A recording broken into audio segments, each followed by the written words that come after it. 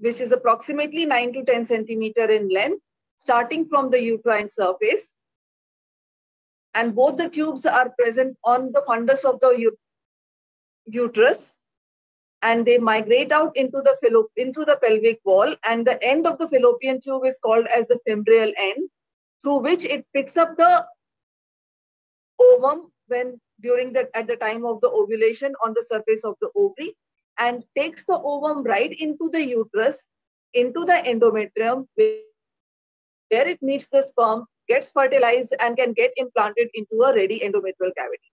This is the ovary, which appears as an almond-shaped structure, approximately 3.5 to 4.5 centimeter in length, with few dilated thin-walled blood vessels on top of it. It has a corrugated rough surface with a pearly white capsule.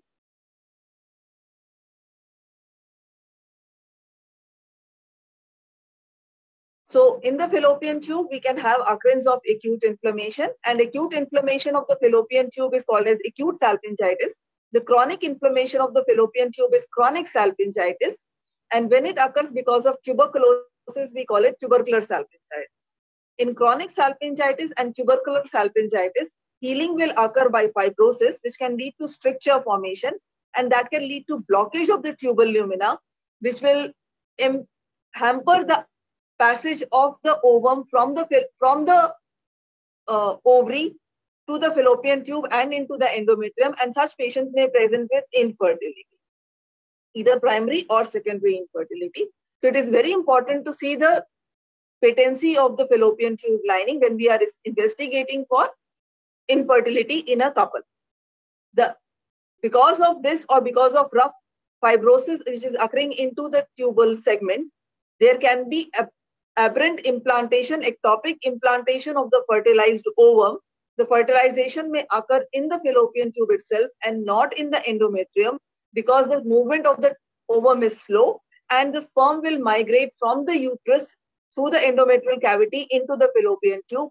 And if it gets fertilized into the fallopian tube, it may implant over there itself, and the pregnancy may enhance, the gestational sac may form over there. So then it is called as the tubal ectopic pregnancy. Endometriosis, we discussed last time, was occurrence of ectopic presence of endometrial glands and stroma at sites other than the uterus.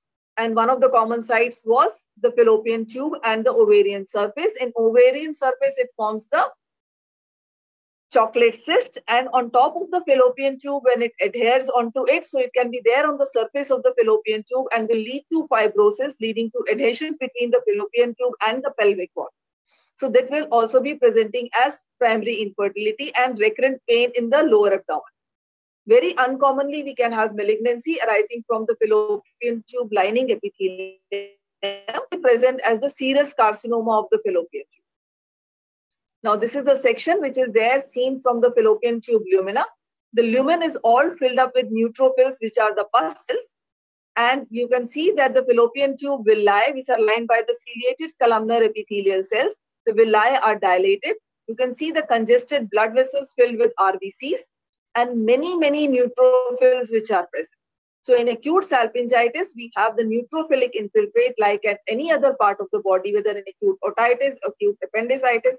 So in acute salpingitis also, we get neutrophilic infiltrate with pus formation coming out of the fallopian tube lining epithelium into the wall, leading to formation of exudate into the wall.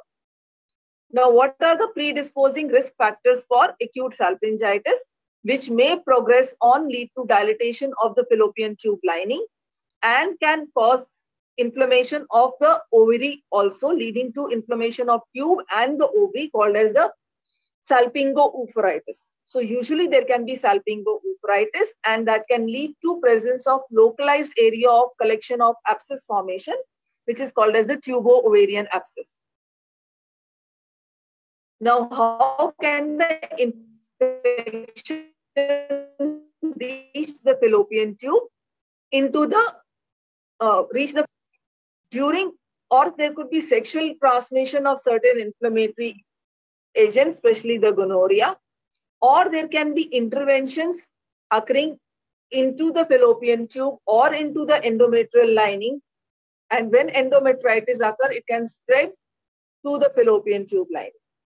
The presence of intrauterine contraceptive device coupled with poor genital hygiene will predispose to ascending infection leading to salpingo-oophoritis. So one mode of spread is the ascending infection arising from the vulva, vagina, cervix, going into the endometrium and going to bilateral fallopian tubes. The other mode of spread of infection is through the blood vessels. So hematogenous spread can occur in any condition which leads to bacteremia and septicemia, and in cases of tuberculosis from other parts of the body, especially the lung, when it is disseminating into different parts of the body. So fallopian tube can be a part of the disseminated tuberculosis and can present as secondary tuberculosis. Healing when occur with fibrosis can lead to stricture and patient presents with injury. So hematogenous spread can occur and it is usually associated with tubercular endometritis. So when it is associated with tubercular endometritis, do an endometrial biopsy by passing the curette through the cervix going into the endometrial cavity, and the endometrial biopsy will show presence of caseating epithelioid cell granulomas.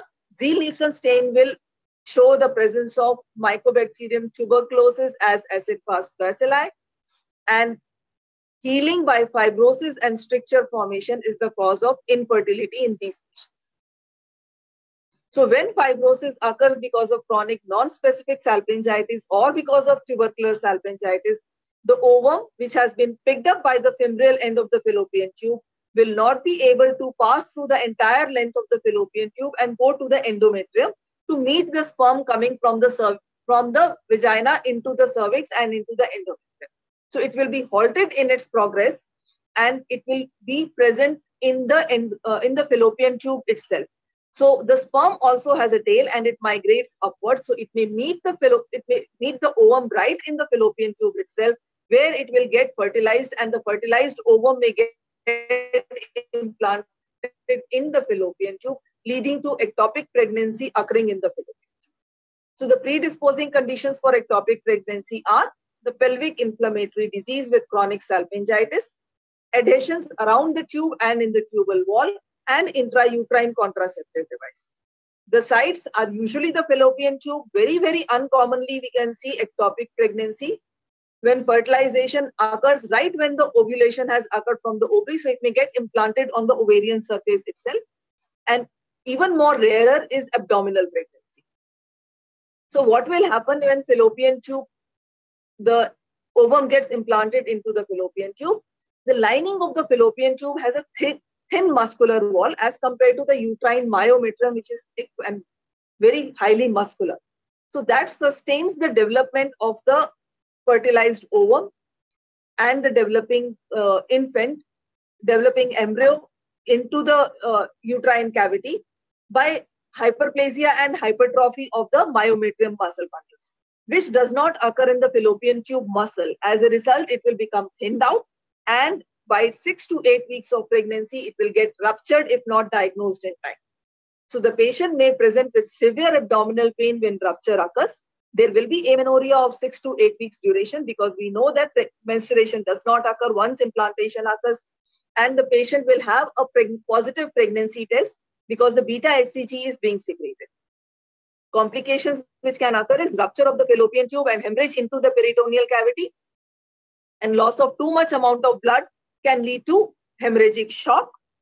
Diagnosis is established by doing an ultrasound examination. Confirmation of pregnancy is given by positive beta HCG test, which is a pregnancy test, and by laparoscopic examination. So here we can see that this is the wall of the fallopian tube, lined by the fallopian tube lining epithelium, while the rest of the wall over here, including the muscle, is replaced by the placental tissue formed of chorionic villi lined by a single cuboidal layer of the cytotrophoblastic cells with presence of syncytial trophoblastic multinucleated giant cells. So these trophoblastic cells are the ones which secrete beta HCG, and that can be easily estimated in the urine and in the serum, and is the basis of the urine pregnancy test or the serum beta HCG. So what are the other abnormalities of placenta apart from placental tissue developing into the fallopian tube?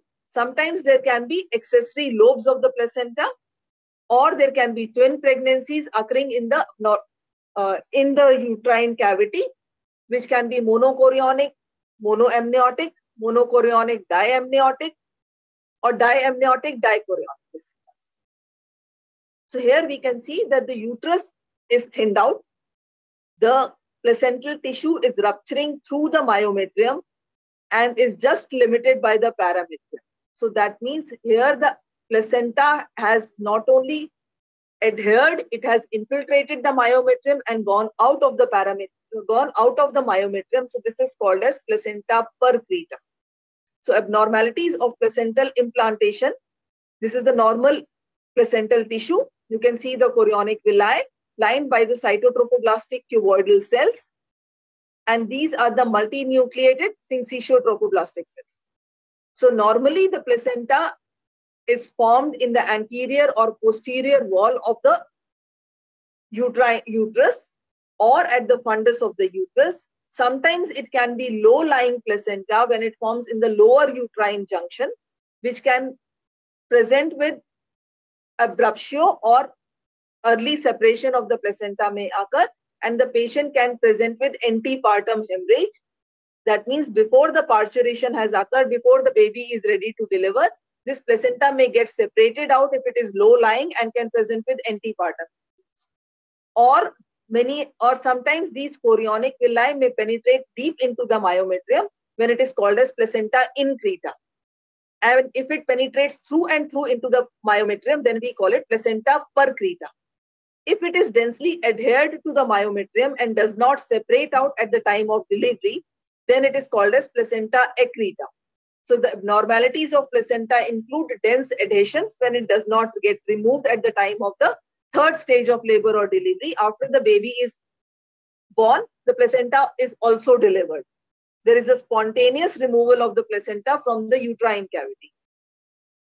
If it is densely adhered, it will not remove. The patient will go into excessive hemorrhage after the baby is born, which is called as the postpartum hemorrhage, and may go into shock. So there you would require a manual removal of placenta which is densely adhered to the myometrium. However, if it is penetrating into the myometrium or has penetrated through and through the myometrium, the patient may require removal of the uterus itself. So hysterectomy will have to be done. This is an immunohistochemical stain for beta HCG, which is lining the cytotrophoblastic cells and also highlighting the syncytiotrophoblastic giant cells. This is a section from the placenta which is showing a white infarct. So there is a coagulative white infarct, and if there are multiple such infarcts in the placenta because of vascular abnormalities or thrombi of the blood vessels, the baby will not get enough blood supply, so there can be occurrence of intrauterine growth retardation or a low fetal birth, so called as small for gestational age baby can occur. Or it may lead to a preterm delivery of the placenta. So what is the inflammation and infection of placenta? Inflammation of the placental chorionic villi is called as villitis. It can be acute villitis, chronic villitis, and rarely, uncommonly, we can have other organisms which can cause infection of the chorionic villi like syphilis and tuberculosis. Inflammation of the fetal membrane is called as the chorion amnionitis. So the chorion is there and the amnion is there, and the suffix that we are using is itis, which is called as the chorion amnionitis. Inflammation of the umbilical cord is called as phaeonycitis. So it can be acute phaeonycitis or chronic phaeonycitis. So how does the infection reach the placenta? Again, the route remains the same, either hematogenous, through which the torch group of organisms can come, which means toxoplasma. R stands for rubella, C for cytomegalovirus, and H for herpes.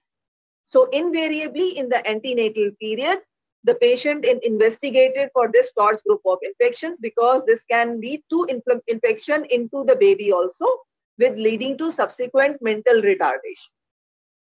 The other route of spread of other organisms is Mycobacterium tuberculosis. So secondary tuberculosis of the placenta can occur, and so can the syphilitic organisms can reach the placenta through the hematogenous route. And this may go into the baby, and there can be tuberculosis of the developing child, and there can be congenital syphilis when the baby is born. So there can be very rarely congenital tuberculosis and congenital syphilis if the inflammation has reached the placenta, and which would be carried forward from the placenta into the baby. The other route of infection is ascending infection from the cervix into the endometrium, and then it can go into the placental tissue, which is implanted into the endometrium. So it can occur through the vagina, especially if there is premature rupture of membranes, which predisposes the placenta to undergo an infarction. Sexual intercourse is a very uncommon cause of ascending inflammation into the vagina and going on to the placenta. More common than that is iatrogenic infection, which can occur during the use of not using aseptic mechanism when you are doing the per-vaginal examination, or if there has been a baby delivery which is occurring, or abortion which has been attempted in septic environment. So what are the patterns of chorion amnionitis? It could be acute suppurative inflammation, which is characterized by neutrophilic infiltrate. It could be necrotizing inflammation with superficial vesicles formation into the placenta. It could be chronic chorion amnionitis with presence of lymphocytes and plasma cells. A predominant plasma cell infiltration, especially of the chorionic villi, should alert you to the presence of syphilis, and one should always do tuberculosis, and one should always do a Ziel-Nielsen test to look for presence of granuloma, investigate the mother whether she has tuberculosis, treat her as well.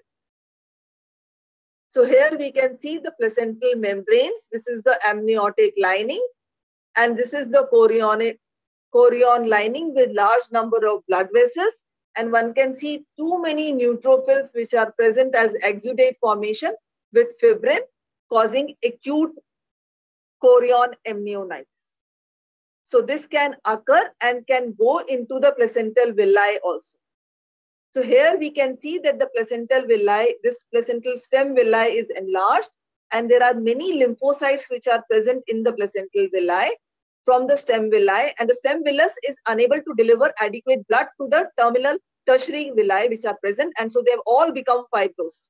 So chronic inflammation of the chorionic villi can lead to fibrosis of not only the stem villi but also the secondary and tertiary villi, leading to decreased blood supply to the baby, decreased oxygenation to the baby, which will present with intrauterine growth retardation and small for gestational age babies, and may present with preterm babies.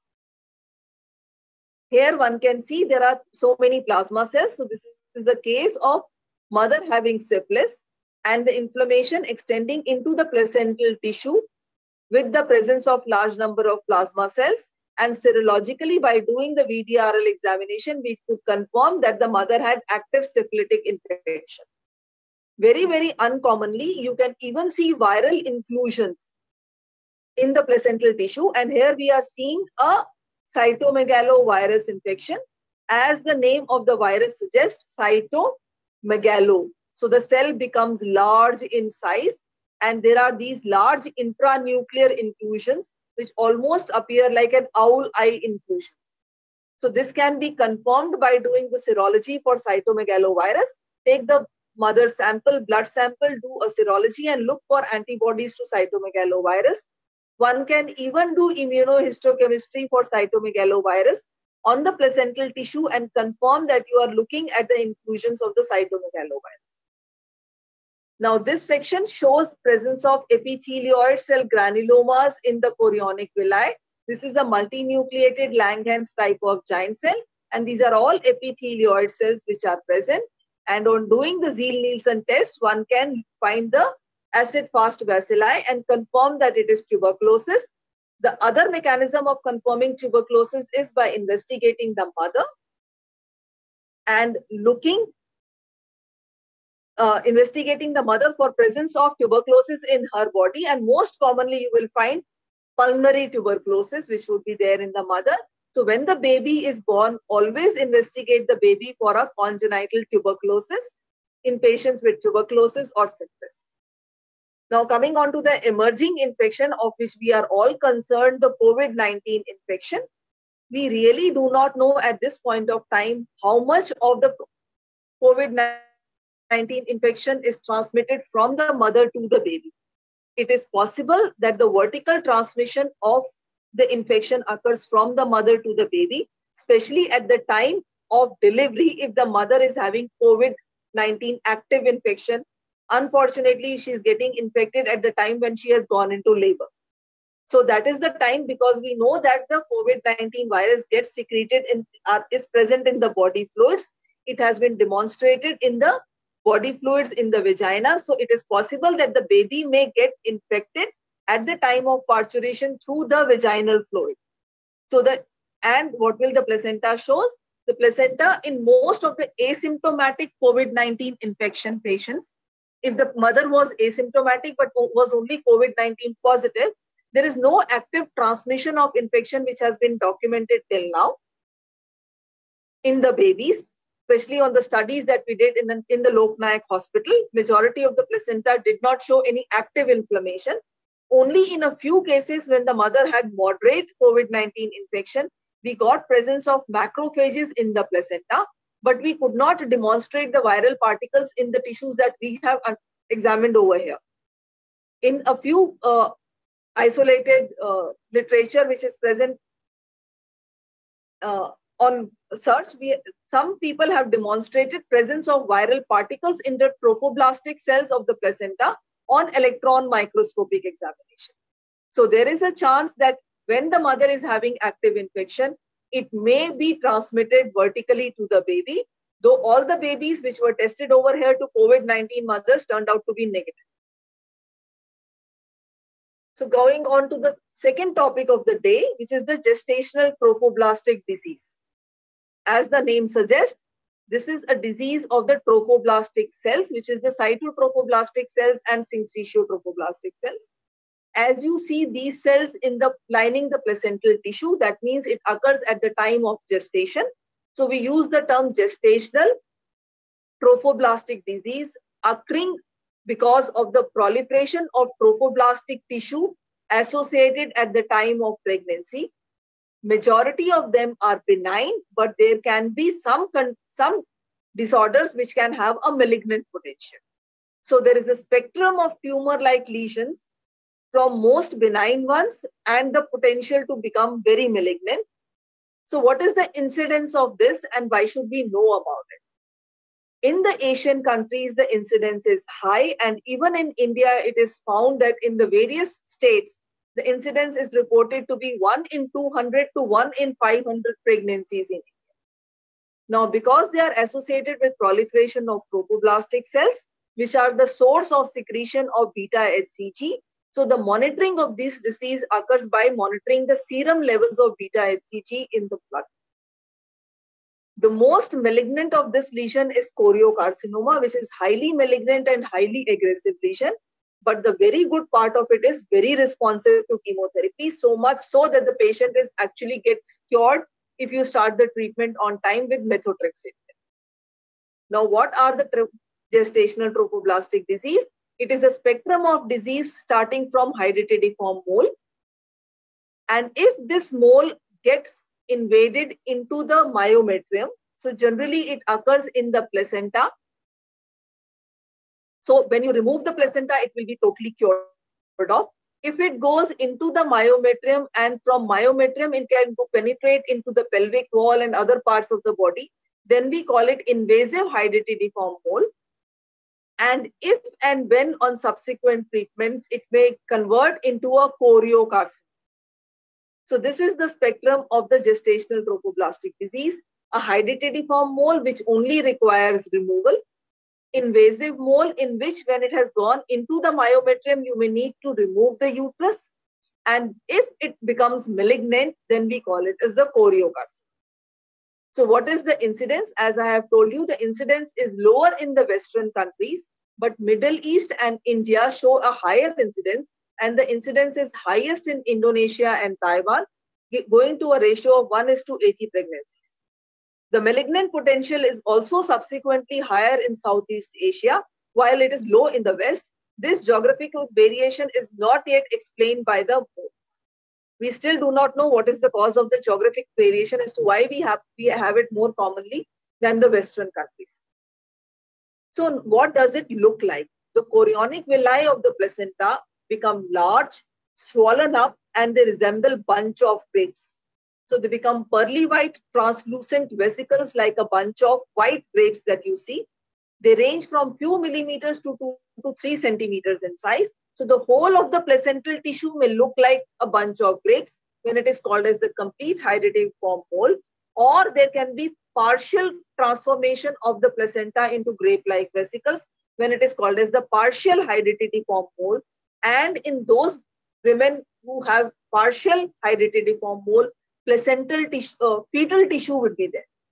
So fetal parts can be seen in partial hydatidiform mole, while in complete hydatidiform mole, fetal tissue will not be seen, fetal parts will not be seen. So what does it look like? This is a specimen of the uterus that I am showing to you, and this is all filled up with hemorrhagic, shiny grape-like vesicles which are present in the entire cavity, and we do not see any fetus. So pregnancy has occurred, but it has occurred as a hydatidiform mole and we cannot see it. So this is a complete mole. I told you we do not remove the uterus in a complete mole unless it has penetrated into the myometrium.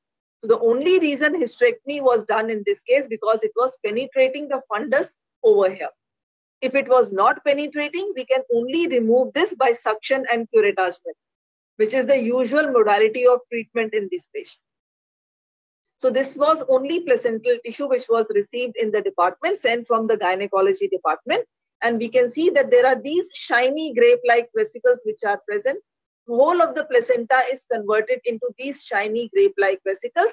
And some of these grape-like vesicles which are at the border may shed out, separate out from the placental tissue and may be passed per vagina. So the woman would come to the gynae OPD giving a complaint that she is having vaginal discharge. She thinks she is pregnant because she has not menstruated for the last 3 to 4 months. So there is a duration of pregnancy of 3 to 4 months.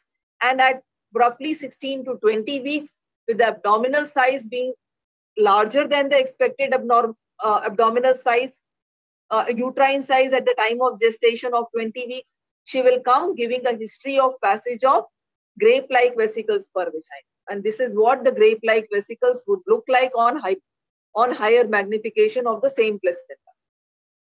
So what do we see? We see chorionic villi. These are the large chorionic villi, and I showed you the normal appearing chorionic villi. So in these large chorionic villi, there are hardly any vessels.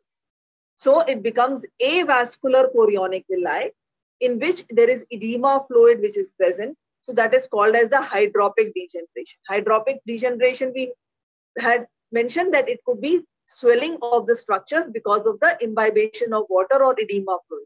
So there is swelling of the stroma and hydropic degeneration of the stroma. Stroma becomes large, loose and myxomatous. Blood vessels are scarce or completely absent, and these villi will be surrounded by proliferating trophoblastic cells.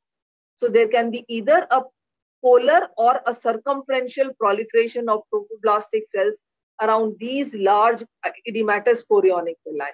So hardly any vessels, but they have become large.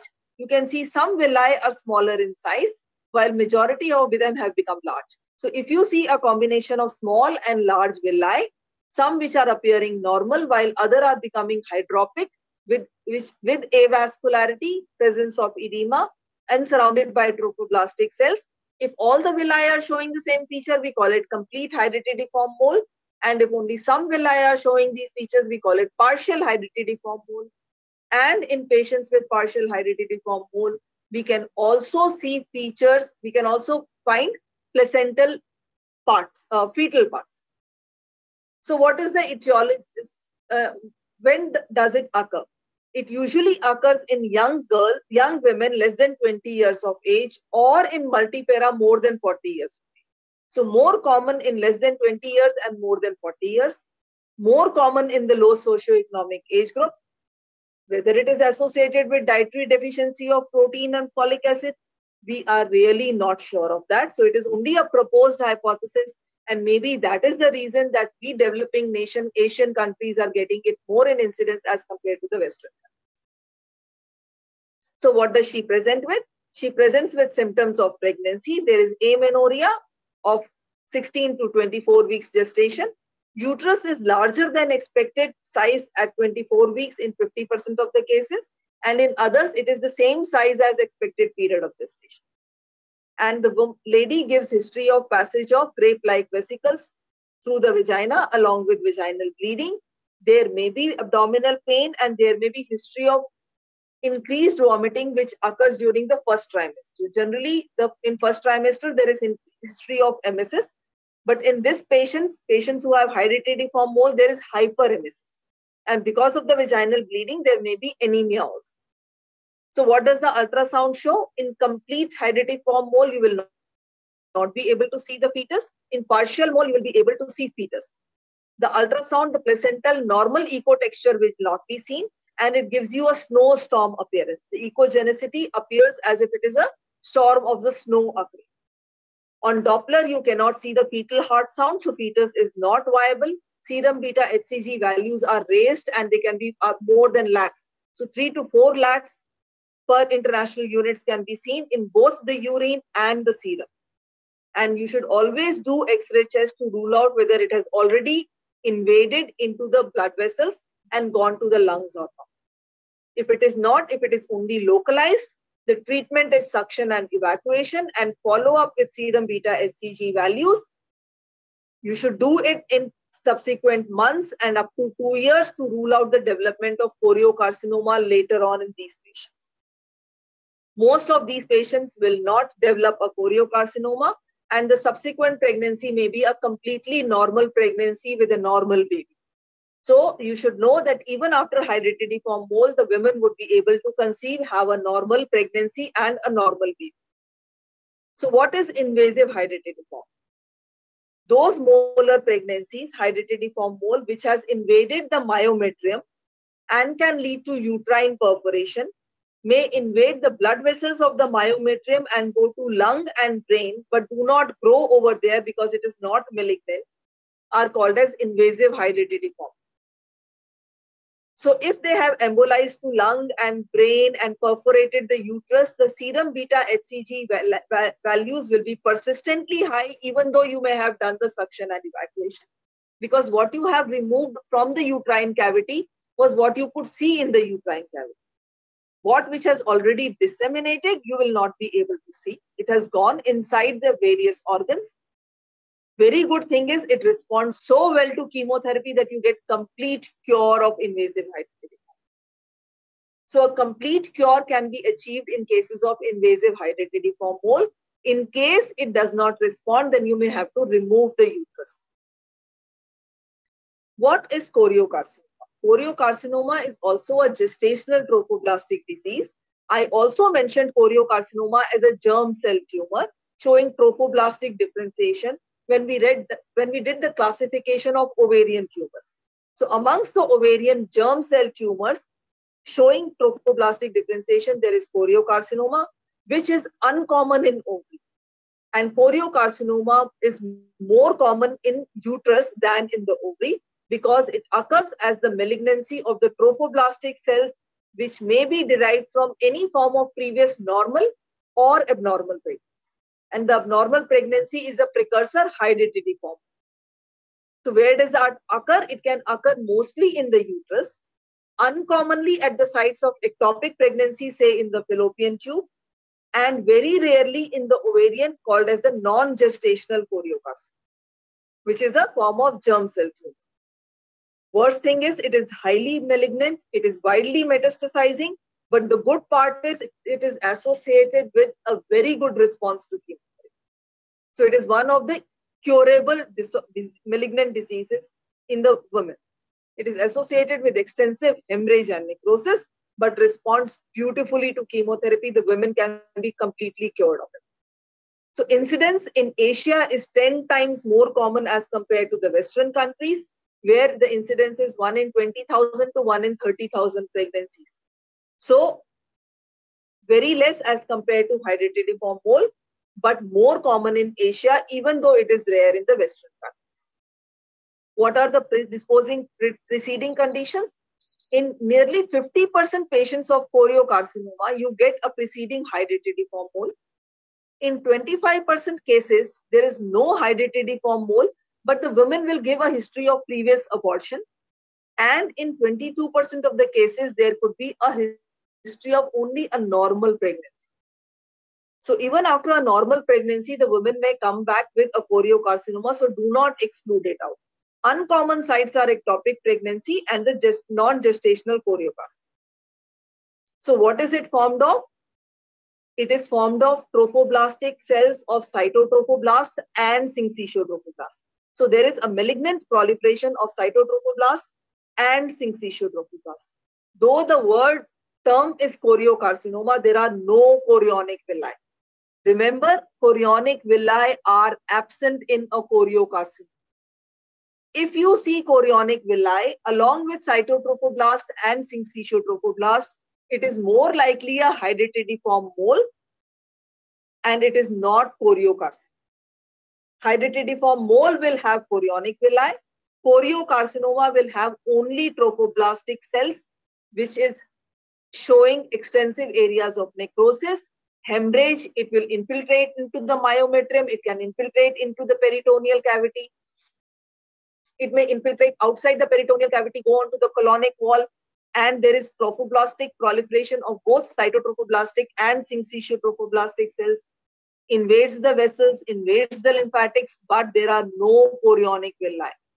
I'm stressing again, there is absence of chorionic villi in choriocarcinoma, presence of only trophoblastic cells.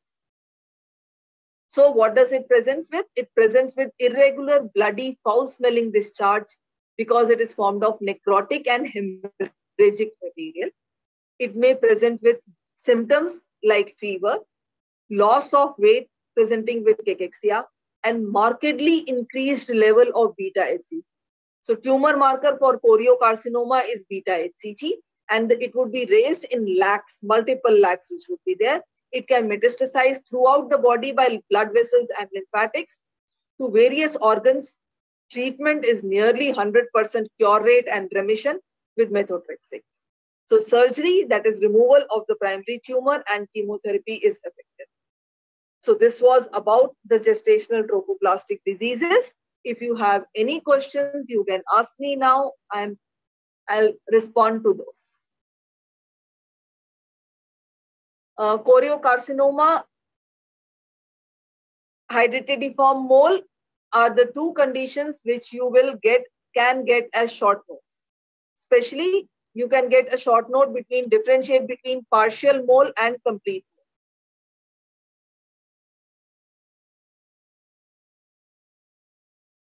So what are the differences between partial mole and complete mole? The complete mole occurs by fertilization of an empty egg. So that means there is no ovum. There is only the outline cytoplasm which is left, and it gets fertilized by either one sperm or two sperms. So when it is getting fertilized by a single sperm, it will undergo a division to form the chromosome karyotype, which is 46XS or 46XY.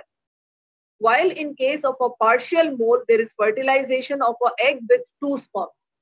So when there is a fertilization of egg with two sperms, so that means it is a triploid.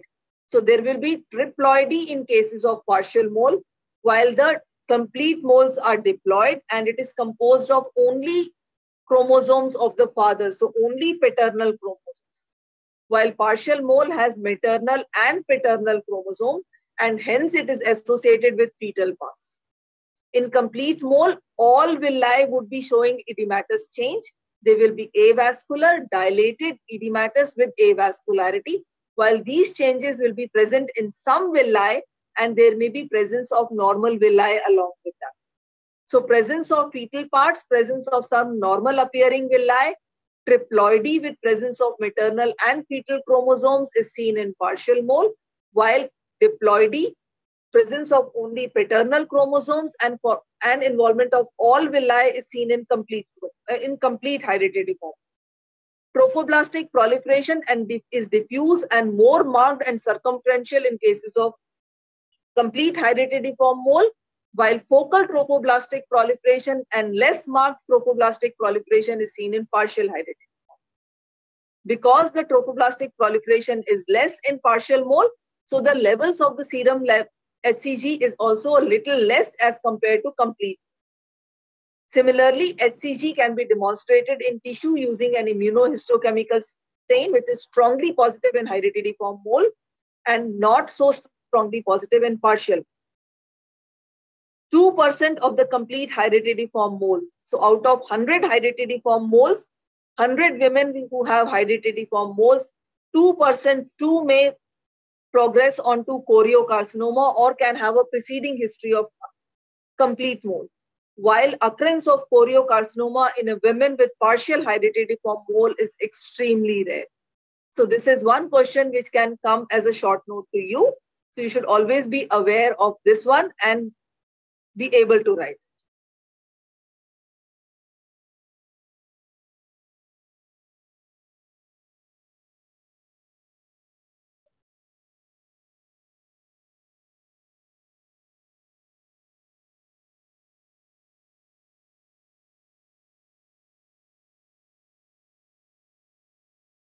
If you have any questions, do ask me.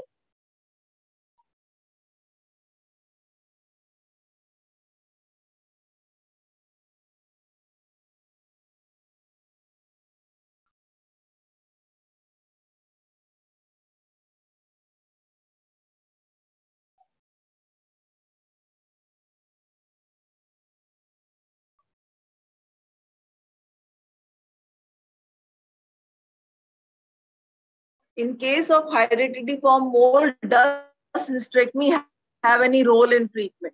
In invasive hereditary form mole, when you cannot control the bleeding and the patient is going into shock, then hysterectomy will have to be done. Otherwise, if you have diagnosed it and the patient's bleeding is not so much, you can control it, give a trial of chemotherapy.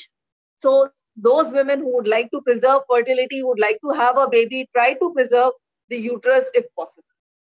Only if it has to be done as a life-saving measure, then yes, the mother's life is to be saved before considering her giving a chance for not living and having a baby. Life is more important.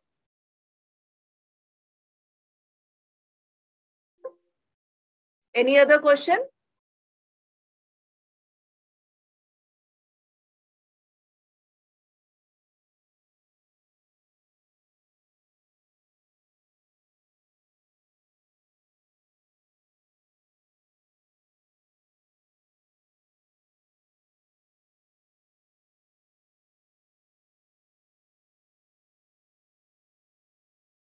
Why does choriocarcinoma not show villus development?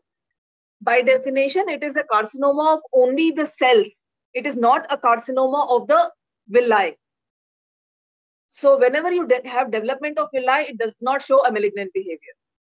So that means normal structures are being recapitulated in cases of villus development. So choriocarcinoma is only a malignancy of the trophoblastic cells. So you get a biphasic pattern of both cytotrophoblast and syncytial trophoblast. So when you see proliferation of the trophoblastic cells with villi, we call it hereditary form. We call it either the hereditary form mole, or in a normal pregnancy also you will get both.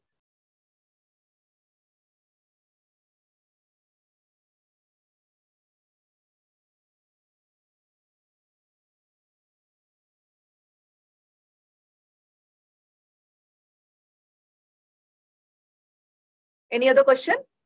Anybody would like to ask?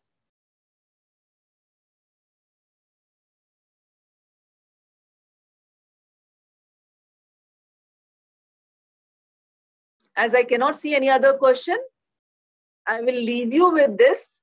Please go through the case discussion today, participate in it, learn it, And if there are any queries, you can still ask during the regular sessions, on-site sessions that we have in the morning. So you can clear your all queries of any chapter during those times of the morning classes.